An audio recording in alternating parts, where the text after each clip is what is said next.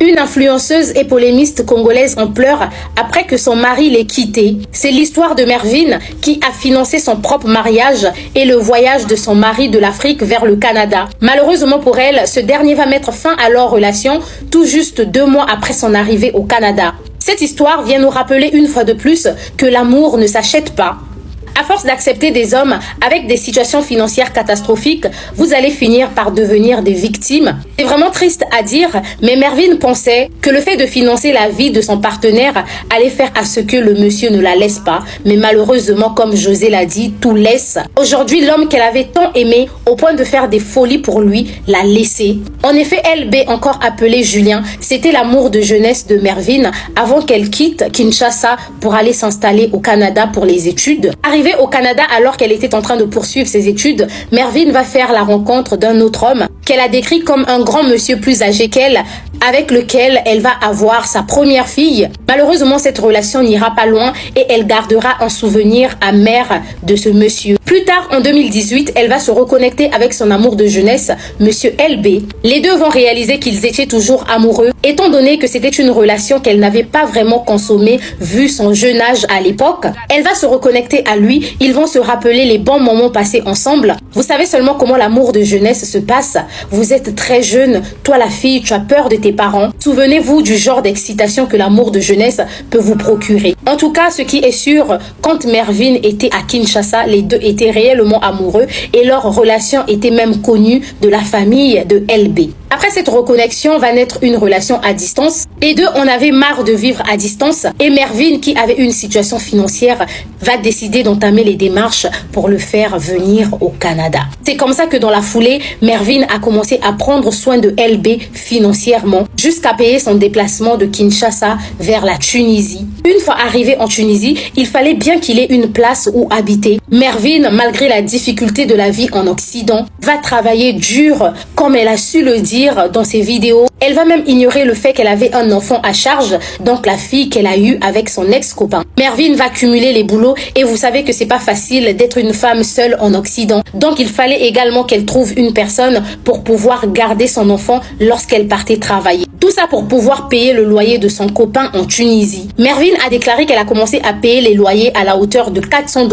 voire même jusqu'à $1000, parce que les demandes d'argent ne s'arrêtaient pas. Son copain lui demandait constamment de l'argent, sans compter de l'argent qu'elle a eu à investir pour faire des cadeaux de tout genre à son copain, voire même jusqu'à lui acheter une voiture. Mervyn pouvait dépenser $5000, $10 000 pour son copain, ça ne lui disait rien parce que c'était une femme amoureuse. Entre 2018 et la période où l'homme est arrivé au Canada, Mervyn multipliait les voyages pour aller visiter son copain jusqu'à ce que les deux vont se marier. La grossesse aussi ne va pas tarder à arriver et Mervyn va tomber enceinte. Mervyn enceinte va se retrouver seule au Canada à gérer sa grossesse ainsi que sa première fille et son mari est toujours en Tunisie. À partir de là, elle va commencer à faire les démarches pour le faire venir.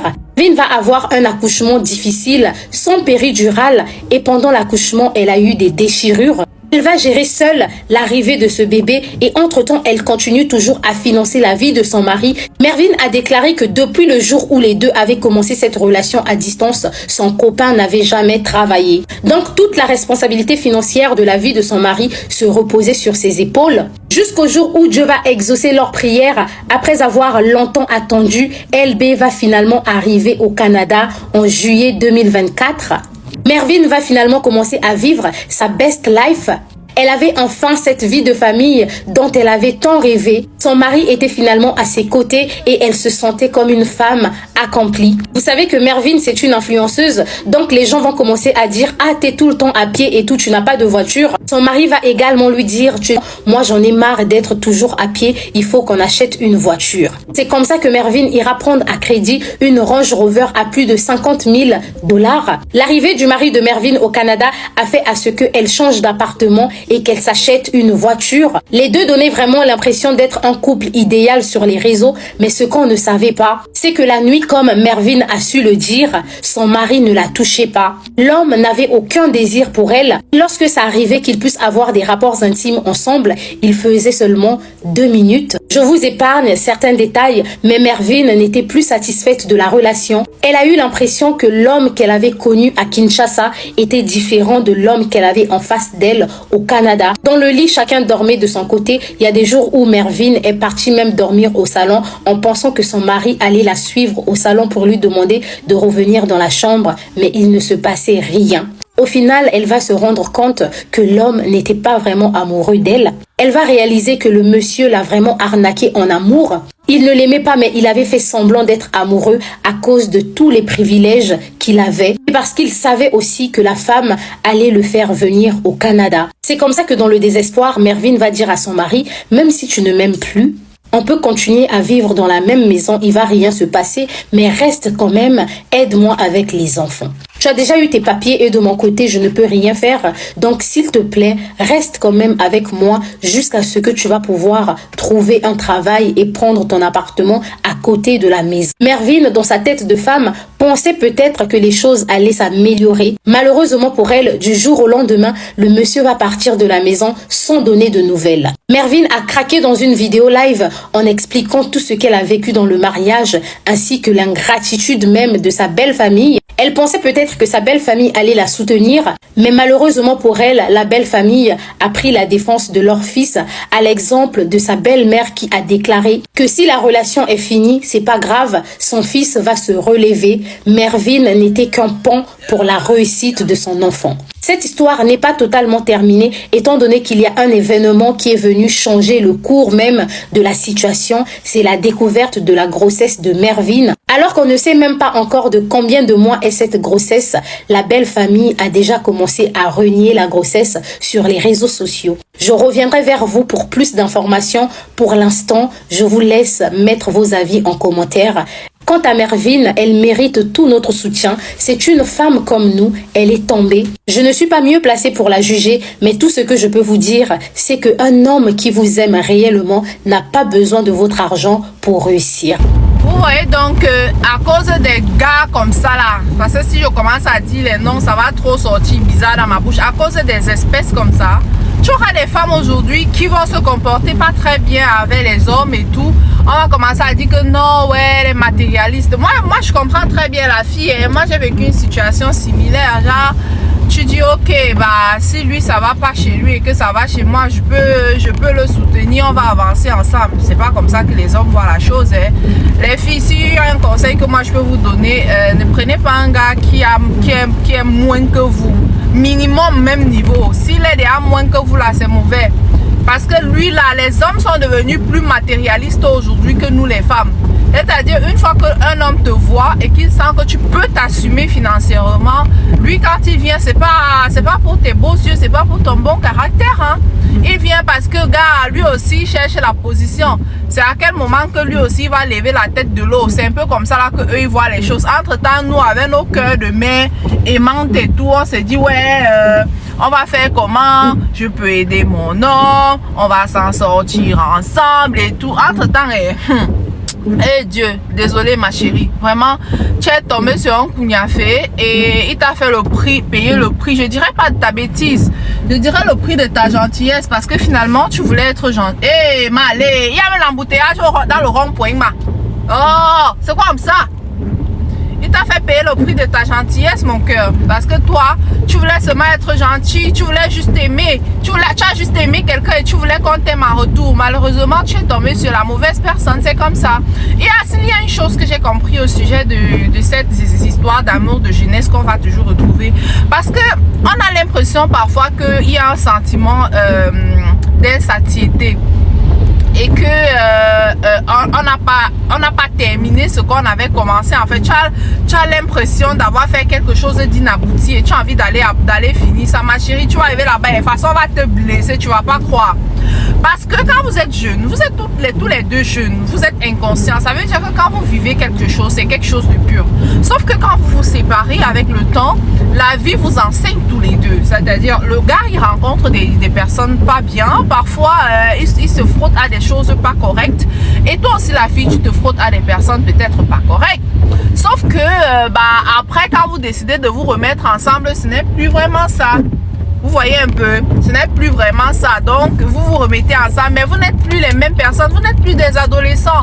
L'amour, le truc c'est que, quand vous vous remettez ensemble, vous voulez revivre l'amour que vous avez vécu dans le temps. Sauf que ce n'est plus possible parce qu'il y a de nouvelles responsabilités, on devient de nouvelles personnes. C'est vrai que ça pourrait marcher, hein. Mais je trouve quand même que c'est difficile. Malheureusement, pour celle-ci, elle est allée jusqu'à elle épouser. Le gars n'a même pas eu pitié d'elle de tout l'argent, gars. Être mère célibataire en Benja, tu as d'abord choqué le fait d'être mère célibataire. Tu choques, tu es mère célibataire. Après, tu as encore un autre père qui est derrière ton enfant. Tu dépenses là en celui comme ça là. Il n'a aucun cœur, ma chérie. Tu sais quoi? Moi, ce que je fais, ce que moi j'ai fait, ce que je te conseille de faire, chikou, coucou, mets tes genoux au sol. Tu vois, à minuit, non? Vers 23h50 là, tu commences à bien préparer ta place. Tu prends ta Bible, tu arrêtes. Minuit tapant, tu appelles son nom. Seigneur, voici comment j'ai fait. Si tu sens que tu ne te reproches de rien, oh, parce que si tu sais que tu te reproches de quelque chose, Marco, laisse seulement. C'est ce que la personne que tu vas aller accuser à Dieu là, c'est toi-même que tu vas aller accuser là-bas. Mais si tu sens que tu te reproches de rien, ma coucou, même si c'est à minuit là, oui, discute la route. Quand on va vous cogner, vous allez dire que c'est monté, c'est descendu. Moi, ma coucou, si tu sens que tu lui as rien fait, wow, et qui t'a fait ça gratuitement, comme il t'a dit là, minuit tapant jusqu'à peut-être même 2h du matin, tu es là, papa God, hein? Midi, quand midi sonne, tu connais midi, non, le soleil qui tape à midi là, voilà, tu pars, tu te places sous ton soleil là-bas, tu parles au soleil, tu dis que, voilà. Moi, j'ai été saine dans la fête. Si j'ai fait confiance. J'ai fait confiance. Voilà le résultat. Parfois, à midi, là, quand tu parles comme ça, tu prends la terre dans ta main. Tu parles. Tout ton cœur, là, tu vides ça. Tu dis à Dieu que papa, j'ai fait confiance. Voilà comment on m'a remercié de la confiance, là. Après, non, tu tapes la terre, là, par terre. Tu sais quoi, tu prends ton pied, tu piétines ça énergétiquement. Tu piétines ça comment? Énergétiquement. Tu piétines en parlant. Après tu pars. Fais ça même avec moi. Tu te couches, tu dors. Marco. Nous on n'a pas la force. On n'a rien. On n'a que Dieu. Si tu n'as que Dieu, fais-lui comprendre qu'il est père. Je n'ai que toi. Papa, je n'ai que toi. Et voilà dans mon je n'ai que toi là, que tu m'as appris à faire le bien. Voilà mon bien que, en voulant faire, voilà comment quelqu'un me remercie du bien que tu m'as. Ouais, les gens sont finis au parking comment? Oh, moi il va aller garer où?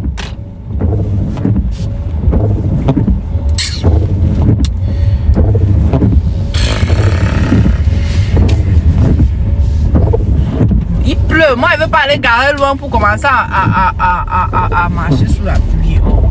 Pas de même quoi, non. Laissez vos voitures à la maison, venez à pied. C'est quoi même?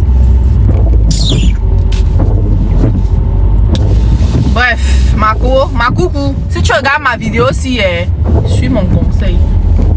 Après, tu laisses Dieu gérer pour toi. Tu as compris, non? Toutes mes coucous que les lopères disent que rang là. Vous avez Dieu. Vous avez un Dieu qui combat pour vous. Vous pleurez quoi quand il y a un Dieu qui combat? Vous pleurez quoi quand il y a un Dieu qui combat pour vous, mes soeurs? Vous pleurez quoi quand il y a un Dieu qui combat pour vous? Quand vous avez Jésus qui est mort sur la croix pour vous? Vous n'avez plus rien à combattre. Vous n'avez plus rien.